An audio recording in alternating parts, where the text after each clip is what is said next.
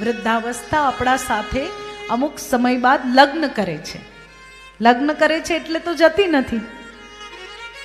તો વૃદ્ધાવસ્થા તો બધાને આવવાની છે, પણ શરીર અને મનથી એવા બની જઈએ કે હમણાં ભાઈ બોલ્યા કે સિનિયર સિટીઝન છે પણ તે છતાં પણ એમનું કાર્ય ભગવત ભક્તિ છે. તો બની જઈએ, નાનપણથી એવા બની જઈએ કે વૃદ્ધાવસ્થામાં ભગવત ભક્તિ થાય. કારણ કે વૃદ્ધાવસ્થા એક એવો સમય છે જ્યારે અટેન્શન જોઈએ.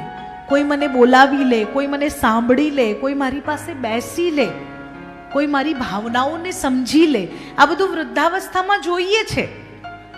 પણ જો આપણા મનને એવી રીતે કેળવીએ, આપણા મનને એવી રીતે ઢાળીએ કે મારું મન ભક્તિ કરે, મારી જીહવા જાપ કરે, મારા હાથ સેવા કરે, મારા કાન કથા શ્રવણ કરે, મારા નેત્ર પ્રભુના દર્શન કરે, એવી રીતે જો ઢાળી લઈએ તો વૃદ્ધાવસ્થામાં ઉદ્ધાર કરી શકીએ. બાકી બીમારીઓ, મનના આ બધા સારા ખોટા ભાવ, આ બધું તો આવવાનું જ છે અને એને આપણે રોકી શકવાના નથી, પણ મનને કેળવી શકીએ પરમાત્મા તરફ વાળવા માટે. પુરંજનને વૃદ્ધાવસ્થા આવીને વરે અને તે સમયે ચંડવેગનું આક્રમણ થાય, પુરંજન સાથે યુદ્ધ થાય. પુરંજનનું મૃત્યુ સમયે વિચાર કરે કે મારી ગેરહાજરીમાં, મારા વગર મારી પત્નીની સેવા કોણ કરશે, મારી પત્નીને કોણ રાખશે. આ વિચારના કારણે બીજા જન્મમાં સ્ત્રી રૂપે જન્મ થાય. સ્ત્રી રૂપે જન્મેલો એ પુરંજન, જેના લગ્ન થાય, લગ્ન બાદ પતિની સેવા કરે, વૃદ્ધાવસ્થામાં વનમાં જાય ઉદ્ધાર માટે. ને એક દિવસ ખબર પડે કે એના પતિનું મૃત્યુ થઈ ગયું છે.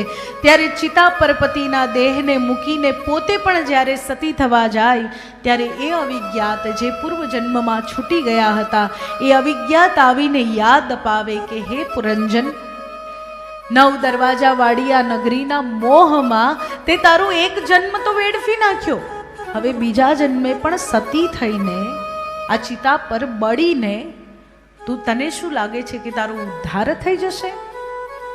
ચિતા પર બળવાથી તારો ઉદ્ધાર નથી થવાનો, પરંતુ ભગવત ભક્તિ કરવાથી તારો ઉદ્ધાર થવાનો છે.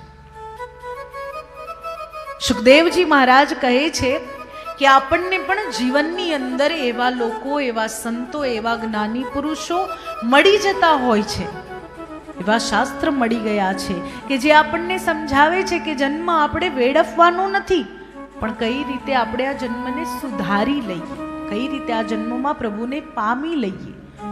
જેમ પુરંજન અવિજ્ઞાતની વાતને સ્વીકારીને તરત જ પ્રયત્ન શરૂ કરે, તપ કરે ને તપ દ્વારા પરમાત્માને પ્રાપ્ત કરે, એમ આપણે પણ ભક્તિ દ્વારા પ્રભુને પ્રાપ્ત કરી શકીએ.